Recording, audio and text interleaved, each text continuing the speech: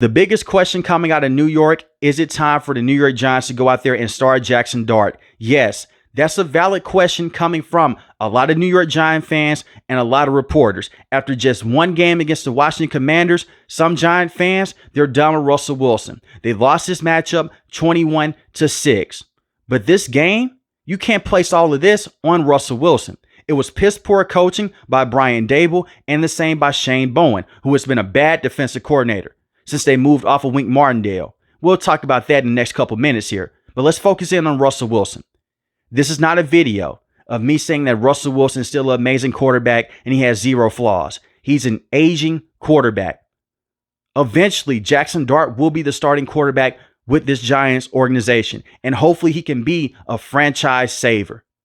But putting him behind this offensive line unit may get him crushed early on in his career. Russell Wilson, many years ago with the Seattle Seahawks, he was a franchise quarterback. They traded him to the Denver Broncos that first year. We know what happened. Things got very weird. He was tied being the most sacked quarterback in the league with Justin Fields. He had a terrible head coach in Nathaniel Hackett. The entire offensive system didn't make sense. They bring in Sean Payton. Sean Payton basically went out there. He was yelling at Russell Wilson. He hated Russ's guts. He hated Russell Wilson, it seemed like. They moved off of him after just 2 years. And they gave him a massive contract extension, and they traded multiple picks and multiple players to bring him in. He goes to the Steelers. Misses the first couple of weeks. They insert him in the starting lineup. Has a couple of good moments. Towards the end of the season, he fizzles out. The Steelers, they shut the door on him. They bring in Aaron Rodgers, who just had 4 passing touchdowns yesterday. And Russ comes over to the New York Giants. So I say this. I say all that to say this. I know that Russ is closer to retirement than he is to going out there and leading the Giants to the promised land. But you can't place yesterday's loss all on Russell Wilson. He was pressured 49% of the time on his dropbacks yesterday against the Washington Commanders. 22 out of 45 dropbacks. That's unacceptable for any quarterback in the NFL. Russell Wilson was a leading rusher yesterday because of how bad your offensive line unit was. This has been a common theme with the New York Giants year in and year out for over the last 8 to 10 years. They haven't had a good offensive line unit in a very long time. Those last few years with Eli Manning, the offensive line was terrible. You draft Daniel Jones, your offensive line is terrible. You have Saquon, draft him in the first round, your offensive line is terrible. And whenever you have a terrible offensive line, you can't protect your quarterback, you can't run the football. That hamstrings your offense. You can't work off of play action. You can't set up plays deep down the field. You'll have a dink and dunk offense. And then cornerbacks, safeties, linebackers, they creep up. We don't care about you dumping the football off for 5 yards. We'll take that. And as a matter of fact, we'll blitz you. Russell Wilson against pressure yesterday. 5 of 16, 51 yards. 0 passing touchdowns, 0 interceptions. He doesn't have the same ability to escape the pocket and spin around and make those crazy plays to a Tyler Lockett, like how he did at Seattle. That Russell Wilson is no longer here. The athleticism is no longer there. He's an older player, and he has suffered numerous injuries now. And he's played through some of those injuries. It's just old age. If you put in a rookie in Jaxson Dart, yes, he has better legs. He has a bigger arm. But do you trust that he can go out there against first-string defenses and handle this pressure? In the preseason, he looked very good, but we've seen a lot of young quarterbacks go out there in the preseason. They perform very well. It carries over to the regular season. The next thing you know, you're scratching your head and you're saying, hey, what's going on with our rookie quarterback? No quarterback would be able to succeed in this system. And it's not a good look that Daniel Jones looked like the second coming of John Elway in his first career game with the Indianapolis Colts. Has a better offensive line, a consistent run game with Jonathan Taylor, and better wide receivers and a better tight end out front. Saquon, he leaves the New York Giants. He goes to the Philadelphia Eagles, wins the Super Bowl. A historic season in the regular season and the postseason. He was voted as the best player in the NFL last year by his peers. We'll see how long Daniel Jones can find that success with the Indianapolis Colts, but it's a bad look on this organization that those players are leaving and they're finding success. And it starts with your offensive line. It would be a different story if Russell Wilson had enough time inside the pocket and he was just flipping back and forth and he's holding on to the football for a very long time. And he had some of that yesterday. So we're just saying, hey, Russ, please just throw the football away. He did that in the red zone. So this is not a situation where Russell Wilson is just sitting around the entire game and he's holding the football for 4 to 5 seconds. He didn't have enough time. He didn't have a consistent run game. They couldn't work off of play action. He was their leading rusher. Russell Wilson had 44 rushing yards. The longest rush went for 15 yards. Tracy Jr. had 10 carries, 24 rushing yards. Devin Singletary, 3 carries, 9 rushing yards. Cam Scatterbo, 2 carries, -3 rushing yards. Your leading wide receiver was Malik Neighbors, 5 catches, 71 receiving yards. He's the best offensive player that they have outside of Andrew Thomas. Wan'Dale Robinson, 6 catches, 55 receiving yards. But a bunch of that is just slants. Just getting the football out quick. They could not take advantage of the breaks that they got against the Washington Commanders because their offensive line is so terrible. They will start Jaxson Dart sooner than later. Don't get me wrong. But when you go against the Dallas Cowboys, if this offensive line protection is not better, you may have to start Jaxson Dart, and let's knock on wood, because it may be an injury to Russell Wilson.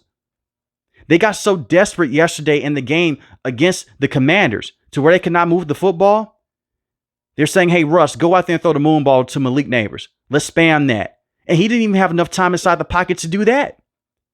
And they have drafted offensive linemen in the first round. They just haven't panned out. You draft Andrew Thomas. He's one of the best tackles in the game when he's fully healthy. He missed majority of last season. Let's hope that he can stay healthy for the rest of this year. But you drafted Eric Flowers many years ago. He was a complete bust. He was terrible. The same with Evan Neal. You drafted him a few years back at the tackle position from Bama. He's this big stone wall of a tackle at Alabama. He comes over to the NFL. He's completely terrible. So you have to go out there and exercise some of your assets, money and cap space to bring in Jermaine to play the tackle position. They even tried to put Evan Neal at the guard position, but it doesn't work that way. He's just a bust. It hasn't worked out. J.M. Mess at the center position. He'll have moments to where he looks really good. Then he will have moments to where you just shake your head and say, please get him off the field. He is not a consistent center in the NFL. And this is not a week 1 overreaction, because this offensive line unit with different coaching staffs has always been bad over the last few years, whether it's Joe Judge being the head coach, Jason Garrett being the offensive coordinator, Brian Dable being the head coach. And I know in that first year, Brian Dable made the NFL playoffs with Daniel Jones and Saquon. The offensive line was still a huge question mark next to the wide receiving position. They still had moments against teams that are above 500 to where that offensive line would let them down. They went against the Minnesota Vikings in that playoff game, a weak Minnesota Vikings team. They had one of the worst defenses in the league. And Brian Dable got the most out of that team. But you can't coast off of that forever. You haven't brought in the right talent up front. So even if you do start Jaxson Dart in week 3, week 4, if the offensive line unit is not better, your offense is still going to be bad. It's just going to be bad with a rookie quarterback. The Giants not even scored a touchdown yesterday. Not one. And this has been a multiple occurrence now underneath Brian Dable, who is an offensive head coach. I put that in quotation marks. You bring him over from the Buffalo Bills to where he did a phenomenal job with Josh Allen. He comes over to the New York Giants.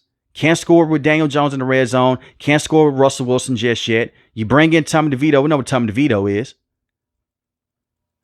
43% in the red zone last year on your hit rate with touchdowns. That was 32nd in the NFL. That's dead last.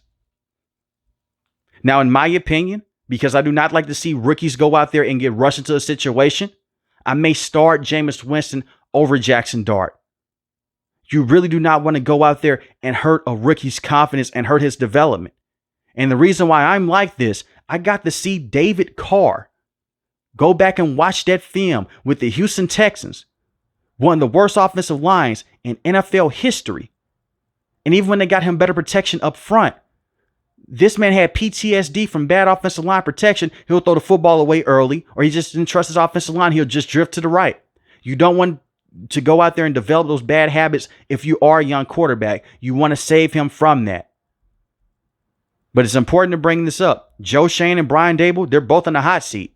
If this is not a successful season, Mara, he's going to move on from both of these guys. And I do believe that this is the last year for Joe Schoen and Brian Daboll. It's nothing that you can do to go out there and save your job unless you make the NFL playoffs. And that's going to be tough as hell to do because you lost a division game already to the Washington Commanders. Your next game is against the Dallas Cowboys on the road. You lose both of those games back to back, you're 0-2 in the division, you're 0-2 in the regular season.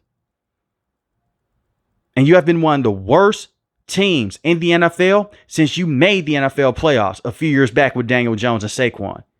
And when you gave Daniel Jones that massive contract extension and you declined the fifth-year option.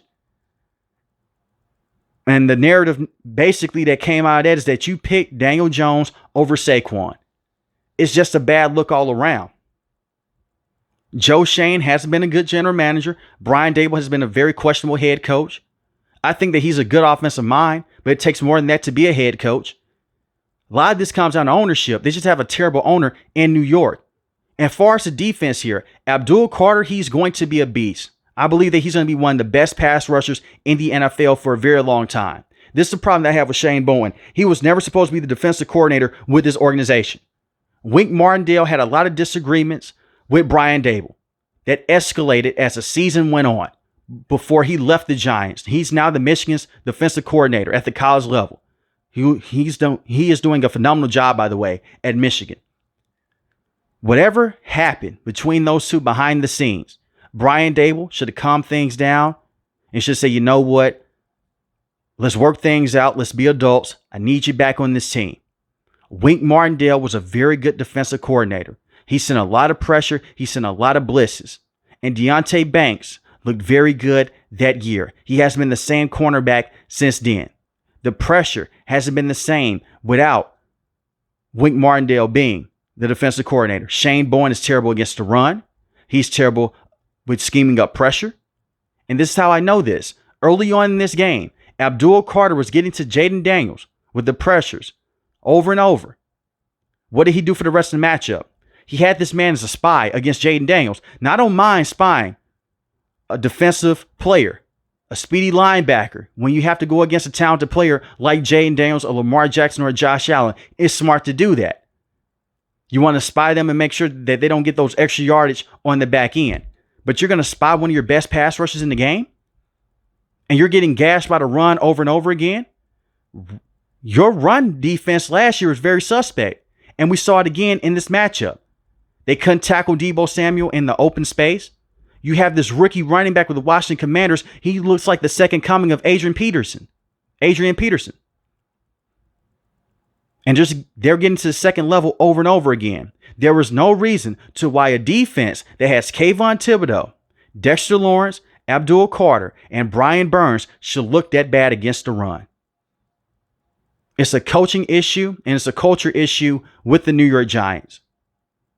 And my fear is if you put Jaxson Dart out there, you may ruin him before he gets that chance to go out there and develop and become a star. But coaches, they do weird things when they feel that heat on that hot seat. And that is a tricky situation for Jaxson Dart. You fire Brian Daboll, you fire Joe Schoen, you bring in a brand new GM, you bring in a brand new head coach. The golden question is this: do they even support Jaxson Dart? More than likely they will. He's the prototypical size. He has a prototypical arm. He has the look of a quarterback. Even coming out of Ole Miss, he's the prototype. 100% of the NFL, they will fall in love with Jaxson Dart. But will that coach be able to go out there and develop him to the next level? But let me know in the comment section below, should the New York Giants move on from Russell Wilson after one game and start Jaxson Dart? And I know that a report already came out that Brian Daboll said that Russell Wilson is their starting quarterback against the Dallas Cowboys. But do not be surprised if they don't run certain packages to bring in Jaxson Dart. And if you do that, just start him out for the rest of the game. This isn't college. I just saw a game with Deion Sanders in Colorado. They played 3 quarterbacks. It hurts your momentum in the NFL. You put a quarterback in for one drive, you put the next quarterback in for another drive. That's just goofy at that point. Just go out there and stick with one main player. And if you're going to put in Jaxson Dart, let him start at halftime and go on from there. And don't yank him out the starting lineup. You keep him in there. But let me know what your thoughts are in this situation with the New York Giants. If you're new to the channel, hit the subscribe button. If you like the video, hit the like button. Most importantly, I want each and every last one of you guys to stay safe, Stay positive. Thanks for the video, guys. God bless. Peace.